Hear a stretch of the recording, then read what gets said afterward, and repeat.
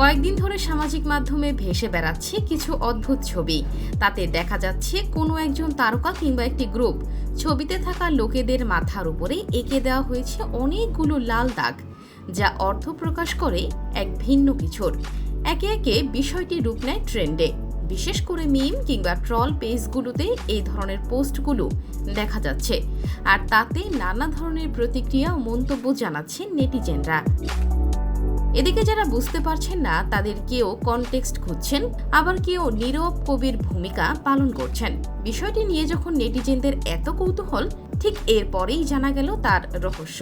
মূলত এর পেছনে রয়েছে একটি Korean web series S line, যার প্রভাবে এ ধরনের ছবি নিয়ে মেতে উঠেছেন নেটিজেনরা।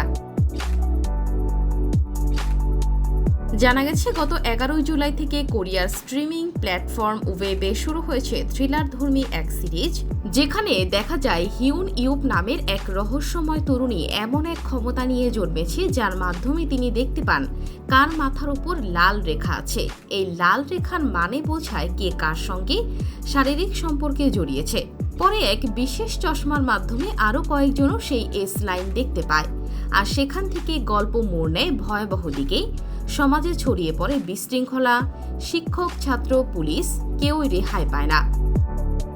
এমন চমকপ্রদ গল্পের আঙ্গিকে দর্শকদের মাঝে শুরু হয়েছে এই নিয়ে মিম বানানোর হিড়িক। কেউ নিজের পুরনো প্রেমিকের ছবিতে এঁকে দিচ্ছেন লাল দাগ, আবার উদাহরণস্বরূপ মজার ছলে সালমান খানের ছবির উপরেও লাল দাগ এঁকে দিয়েছেন নেটিজেনরা। যে দাগগুলো শেষ হয়েছে তার আলোচিত সকল প্রাক্তন প্রেমিকাদের ছবির ওপর, যেমন ক্যাটরিনা কাইফ, সঙ্গীতা বিসলানি, ঐশ্বরিয়া রায়, জ্যাকলিন ফার্নান্দেস সহ অনেকেই। এদিকে এস লাইন সিরিজটি মূলত ওয়েবটুন নির্মাতা কোমাবির ডেথ ট্রিলজির তৃতীয় কিস্তি। আগের দুটি সিরিজ ছিল এ কিলার প্যারাডক্স ও আনরিজলভড। তবে এস লাইনের গল্পের সম্পর্ক, গোপনীয়তা, ব্যক্তিগত সীমা এবং সামাজিক নৈতিকতা সবকিছু সীমারেখা একেবারে মুছে দিতে দেখা যায়।